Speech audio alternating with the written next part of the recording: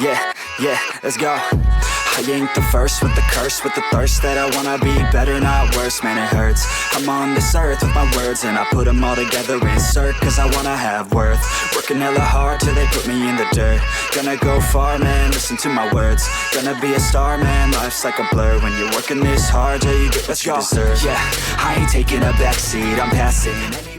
Welcome back in, everybody, for another episode of the Fantasy Football Truther. All right, so for today's episode, it is going to be a fantasy football face-off between Bijan Robinson and Jahmyr Gibbs to see who deserves to be the #1 running back in fantasy football in 2025. Fight! All right, so for the tale of the tape, starting with Bijan Robinson, 5'11", 215, 23 years old, plays for the Atlanta Falcons and is currently going as the #1 drafted fantasy football running back. On the other side of this battle, we have Jahmyr Gibbs, 5'9", 202, 23 years old as well, and plays for the Detroit Lions, currently being drafted as the #2 running back overall in fantasy football.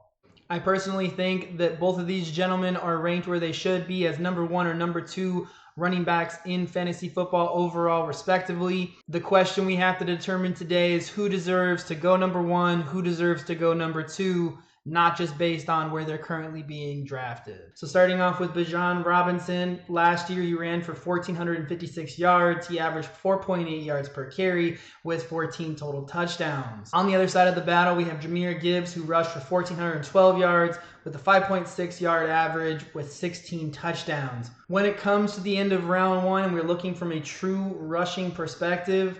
I gotta give the edge to Bijan Robinson in the first round solely because he is a true workhorse running back, 3-down running back. He's truly not splitting the work with anybody else. The man is a beast when it comes to running the ball, first down, second down, third down. And so when it comes to the first round, you gotta give the first round to Bijan Robinson. Round 2, fight! Going into round 2, looking at the receiving for both players, we'll flip it around this time. Jahmyr Gibbs had 52 receptions for 517 yards and 4 touchdowns, while Bijan had 61 receptions for 431 yards and 1 touchdown. When it comes to round 2 for passing and passing only, in this particular round, I have to give the edge to Jahmyr Gibbs. I truly believe that as a receiving back, he is one of the most dynamic, shifty, quick, get out of the gate and go. He catches the ball, he's going to turn it up the field, and he can break away for a touchdown at any point in time, which is pretty impressive from the running back position. So for round 2, it's going to have to go to Jahmyr Gibbs. Round 3, fight! Heading into round 3, currently it's 1 round Bijan, 1 round Gibbs. Going into the third round of 4, we're deep diving into the analytics. Starting with Bijan, he had 304 carries, 2.86 yards after contact, and an explosive percentage of 9% on his runs.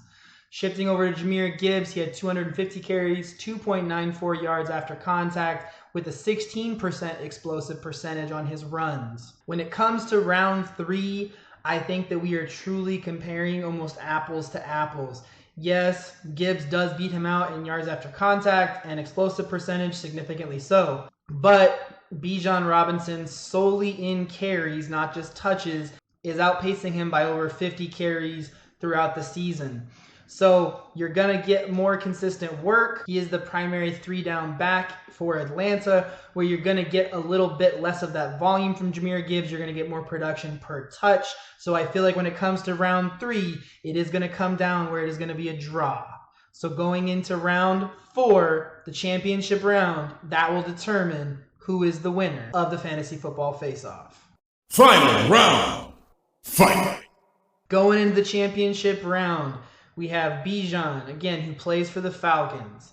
Some of the cons for the championship round, we don't truly know what Michael Penix is going to do in the NFL. His sample size of 3 games was not quite enough. Another negative and drawback for him, he does play for the Falcons, which historically are not a top 10 offense. And we know we got to find guys who have the potential to be in a top 10 offense. Some of the pros for Bijan is there's almost no competition. Tyler Algier is backing him up and gets very little work throughout the season. He is in a relatively easy division with a relatively easy schedule this year.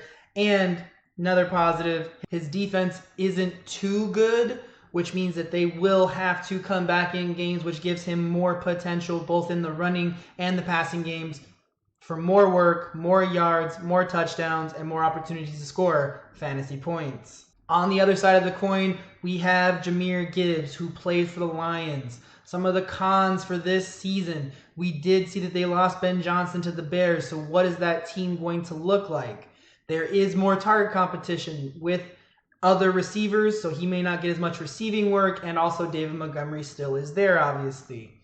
Another con would be they do have a relatively difficult schedule. It is always hard to judge how difficult the schedule will be because obviously we don't know how difficult the defenses that they're going to face from this year to next year will actually translate over. Positive side for the Lions though, last year for the Lions they had 409 yards per game, which was a top 10 offense, which again, we are looking for players in top 10 offenses. Another positive for the Lions and for Jahmyr Gibbs, they have a top 5 offensive line in the NFL undisputed, which opens up more lanes, more opportunities for him to rush the ball with higher explosiveness, as we saw earlier in the stats, which again, will set him up for more explosive runs, more yards, more touchdowns.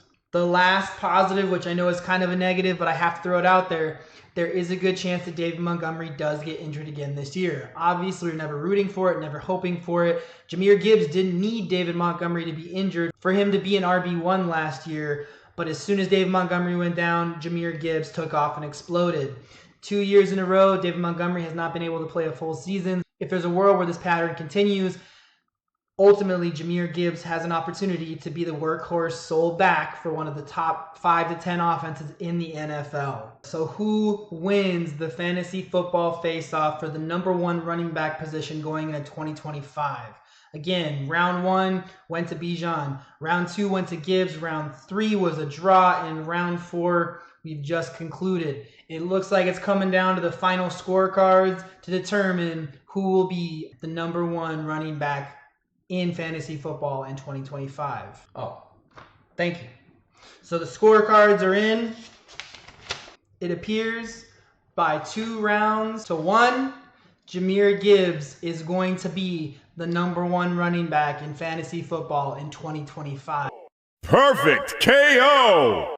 With that being said, hopefully you guys enjoyed the video. Hopefully you guys are in complete agreement that Jahmyr Gibbs should be the number 1 overall running back in fantasy football in 2025.